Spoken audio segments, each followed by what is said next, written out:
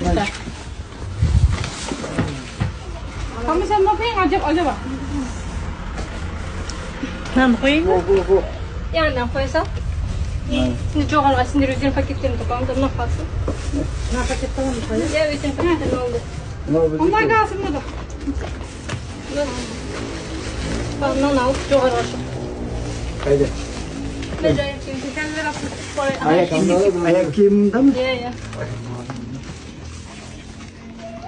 Evet. Sen sandalı Ama sen var İngiliz yavrum.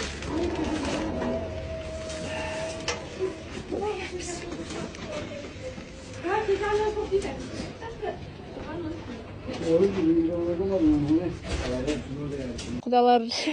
Baba sen kaç doğumlusun? 1954. 54'müş ola. Ayetmenin 60. 60 doğumlu. 60 doğumlu. 6 yaş var.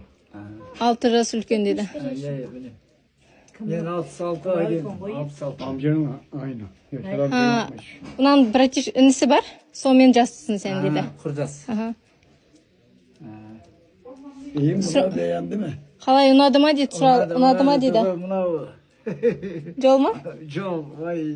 Yol açık diyor böyle korktuk diyor. Korkma.